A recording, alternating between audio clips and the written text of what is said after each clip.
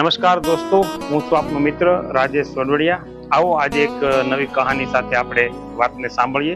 પરંતુ વાતનો મર્મ અને એનું મહત્વ સમજવા માટે આ વિડીયોના અંત સુધી આપ અમારી સાથે જોડાઈ રહેશો. અને એ પહેલા અમારી સોશિયલ મીડિયા સાઇટ છે રાજેશ વડવડિયા, ફેસબુક, યુટ્યુબ અને ઇન્સ્ટાગ્રામ, એમને ફોલો કરવાનું ચૂકશો નહીં. આવો જાણીએ આજની એક કહાની. એક ખેડૂત પોતાને ત્યાં ઘણા બધા ઘોડા રાખતા હતા. એક સમયની વાત છે, એક ઘોડો એમનો બીમાર પડ્યો.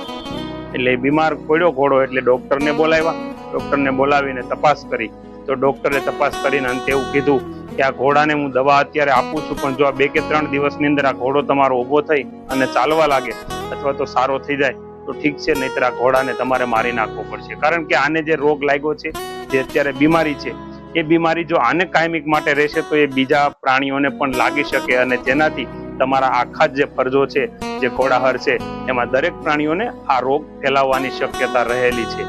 આ જ્યારે ડોક્ટર અને એ ખેડૂત એ બંને જ્યારે વાત કરતા હતા ત્યારે એમનો પાળેલો એક બકરો છે એ આ વાતને સાંભળી ગયો.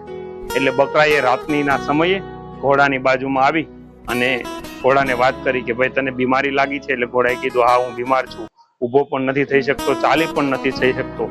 તો આજે જે આપણા ખેડૂત છે, આપણા જે માલિક છે ને, એ ડોક્ટરને લઈ આવ્યા હતા અને જે તપાસ કરીને ત્યારે ડોક્ટર અને ખેડૂત એ બંને જે વાત કરતા હતા ને એ વાત મેં સાંભળી અને એ વાત મારે તને કેવી છે, તો તું આ વાત ધ્યાનથી સાંભળ.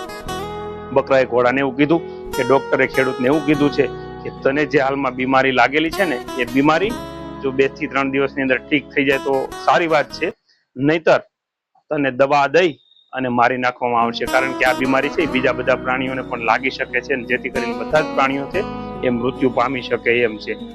એટલે આ ખેડૂતે એવું કીધું છે કે વાંધો નહીં, આપણે 2-3 દિવસ રાહ જોઈશું, તો નહીં સારું થાય તો ડોક્ટરને બોલાવી અને આપણે જે આ બીમાર ઘોડો છે એમને આપણે દવા આપીને મારી નાખવો પડશે. આ વાત જ્યારે ઘોડાના કાન પર ગઈ એટલે ઘોડો તો વિચારમાં પડી ગયો કે અમારે કરવું શું, માંડ કરીને ઊભો પણ નથી થઈ શકતો અને બહુ જ તકલીફ થઈ છે. અને ત્યારે એને જે ઘોડો બકરું છે એ બકરાએ એમને સલાહ આપી કે સાંભળ, કાલે સવારે તારે ખૂબ પ્રયાસ કરવાનો છે અને જબરદસ્તીથી ઊભું ન થવાય તો પણ ઊભું થઈ અને દોડવા મળવાનું છે અને ભાગવા મળવાનું છે, જેથી કરી અને આપણા ખેડૂતને એમ લાગવું જોઈએ કે તું સારો છે. જો તું આ વસ્તુ નહીં કરે, તું મારી વાતને નહીં માને, તો તને ડોક્ટર દ્વારા દવા આપી અને તને મોતને ઘાટ ઉતારી દેવામાં આવશે. યાદ રાખજે. ઘોડાએ આ વાતને મગજમાં ઉતારી લીધી.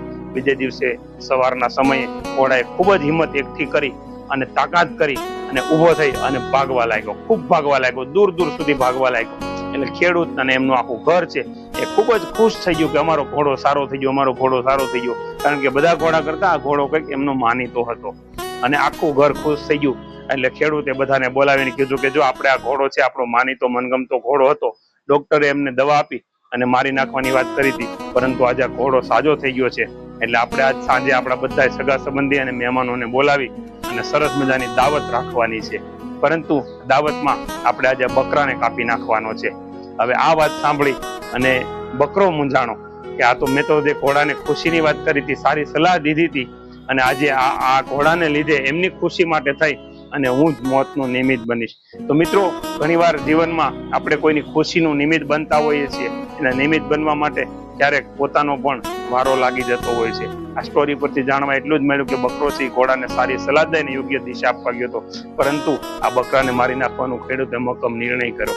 એટલે ઘણી બધી પ્રકારની જીવનમાં આવી કહાનીઓ અને આવી ઘટનાઓ ઘટતી હોય છે. આપણે કોઈનું સારું કરવા જઈએ છીએ એ બાબતે ક્યારેક આપણે પણ કોઈ જગ્યાએ આપણે તકલીફમાં આવી જતા હોઈએ છીએ, બકરાની જેમ મોતને ઘાટ પણ ઉતરી જતા હોઈએ છીએ. તો જીવનમાં ઘણીવાર આવી બધી પરિસ્થિતિઓ થતી હોય છે. તો મિત્રો, આપને આ વિડીયો કેવો લાગ્યો એ અમારા કોમેન્ટ બોક્સની અંદર જણાવશો, અને આપને સારો લાગ્યો હોય તો આગળ શેર કરવાનું ચૂકશો નહીં. Thank you. જય હિન્દ, જય ગુજરાત, જય ભારત.